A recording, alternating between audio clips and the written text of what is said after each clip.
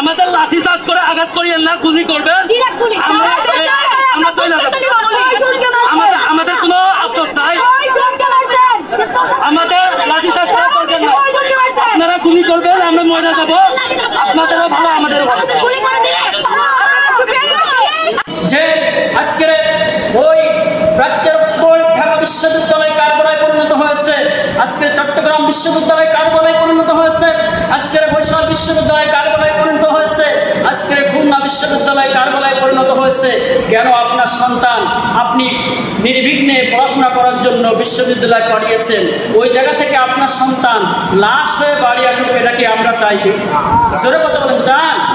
আপনার সন্তান আমার সন্তান আমরা লেখাপড়া করার জন্য ভালো একটা বিশ্ববিদ্যালয় দিয়েছি, যে ওই জায়গা থেকে ভালোভাবে পড়াশোনা করে পাশ করে ভালো একটা চাকরি পাবে, এজন্য তো আমরা দিই। কি দেখি না? সেই সন্তানকে আজকের গুলি করে হত্যা করা হইতেছে। আজকের আবু সাইদ, রাফি, ওয়াসিম সহ যারা এই ন্যায্য দাবি আদায়ের পক্ষে শহীদ হয়েছে, তারা কারণ হচ্ছে কারবালায় ইমাম হুসাইন রাদিয়াল্লাহু তাআলা আনহু সত্যের পথে লড়েছেন। কিসের পথে বলুন তো? সত্যের পথে লড়েছেন, সত্যের পথে শহীদ হয়েছেন। আল্লাহ রাব্বুল আলামিন তাদের শাহাদাতকে কবুল করুন, আমরা বলে আমিন। আর যারা এই ন্যায্য দাবি আদায়ের লক্ষ্যে আজকে যারা মেধার ভিত্তিতে যারা আন্দোলন করছে, আমার ভাইরা, আমার বোনেরা, আপনার সন্তানেরা, আপনার ছেলেরা, আপনার মেয়েরা যে আন্দোলন করছে ন্যায্য দাবি আদায়ের লক্ষ্যে, এটা নিশ্চিতভাবে আমরা বলতে পারি এটা হচ্ছে ইমাম হুসাইন রাদিয়াল্লাহু তাআলা আনহু যেমন সত্য প্রতিষ্ঠা করার জন্য, ন্যায় প্রতিষ্ঠা করার জন্য, ন্যায্য দাবি আদায় করার জন্য যেমন লড়েছেন, আমাদের সন্তানেরা তেমন ন্যায্য দাবি আদায় করার জন্য লড়তেছেন। জোরে কথা বলুন, ঠিক কিনা? কারণ আমরা তো চাই কোটা যেটা রয়েছে, কোটা পদ্ধতি, যে মুক্তিযোদ্ধা সন্তানেরা তাদের কোটা দিয়েছেন আপনি 30%, আর জেলা কোটা পদ্ধতি আপনি দিয়েছেন 10%, আবার নারী কোটা পদ্ধতি দিয়েছেন আপনি 10%, উপজাতি কোটা পদ্ধতি দিয়েছেন আপনি 5%, এছাড়া অন্যান্য প্রতিবন্ধী সহ যে কোটা আছে থাকুক। কিন্তু আমরা চাই এর থেকে আরো মাইনাস করে আমরা যারা মেধার ভিত্তিতে লেখাপড়া করতেছে, যারা ন্যায্য দাবি আদায়ের লক্ষ্যে লেখাপড়া করতেছে, গরিবের সন্তান, তারাও যেন নির্বিঘ্নে বাংলাদেশে চাকরি করতে পারে, তারাও যেন চাকরির ব্যবস্থা হয়। জোরে কথা বলুন, ঠিক কিনা? এটা আমরা চাই। আপনি ওই 14 গোষ্ঠী মুক্তিযোদ্ধাদের নাতিপুতি সহ যারা রয়েছে আপনার ফ্যামিলিভুক্ত, আপনার পরিবারভুক্ত, তাদেরকে আপনি চাকরি দেবেন।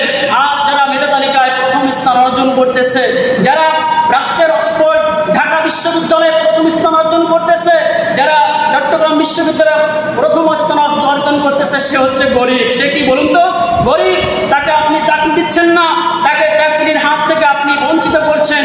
আপনি দেখছেন এটা এর বাপ, এর দাদা মুক্তিযোদ্ধা করেছিল কিনা, এর চাচা মুক্তিযোদ্ধা করেছিল কিনা, এটা দেখে আপনি চাকরি ব্যবস্থা করছেন। এই চাকরির পদ্ধতি, এই গোটা অভিশাপ থেকে আমাদের এই ইয়ং জেনারেশনকে মুক্তির পরিত্রাণ দিতে হবে। জোরে কথা বলুন, ঠিক কিনা? আমরা চাই আমাদের সন্তানেরা নির্বিঘ্নে তারা প্রাচ্যের অক্সফোর্ডে লেখাপড়া করতেছে, তারা সেই জায়গা থেকে কেন লাশ হয়ে ফিরবে? তারা চলে আসবে আমাদের সন্তানের হাসি মুখে অবস্থায়, তারা চলে আসবে, তারা চাকরি করবে, বাপ মার মুখ উজ্জ্বল করবে। এটা প্রত্যেকের সন্তানের পিতামাতা চায় কিনা বলুন তো? চায়। কেন আজকের এই বাংলাদেশ একটা কারবালার অবস্থা সৃষ্টি হয়েছে? আজকে এই কথাগুলো কেন বলতেছি? যে আজকে দেখুন বাংলাদেশে যখন আপনারা টিভির পর্দায় যখন চোখ রাখেন, মনে হয় যেন মানে যুদ্ধ চলতেছে। কি চলতেছে? যুদ্ধ চলতেছে।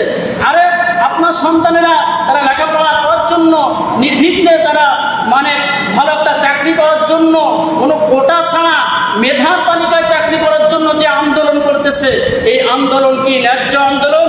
না এই আন্দোলনটা আপনারা বলেন অন্যায্য আন্দোলন? ন্যায্য আন্দোলন না, ন্যায্য আন্দোলন। তারা মেধার ভিত্তিতে চাকরি পাবে, এজন্য তারা আন্দোলন করতেছে। কিন্তু তাদেরকে আজকের ওই পুলিশ বাহিনী, র্যাব বাহিনী, বিজিবি বাহিনী তারা আজকের পাখির মতো গুলি করে হত্যা করতেছে না? করতেছে না? জোরে বলুন, করতেছে। তো আল্লাহ তাআলা যেন অতি সত্বর আমাদের প্রাইম মিনিস্টারের এই মাথার মগজটাকে ধোলাই করে দিয়ে যেন তাদের এই ন্যায্য দাবি আদায়কে যেন মেনে নিয়ে তাদেরকে যেন আল্লাহ রাব্বুল আলামিন প্রধানমন্ত্রীর মাধ্যমে তাদেরকে যেন চাকরির একটা ব্যবস্থা, গরিব মেধাবী ছাত্রদের মেধার ভিত্তিতে চাকরির একটা ফয়সালা যেন প্রধানমন্ত্রী করে দেয়। আমরা জোরে বলে আমিন। আমরা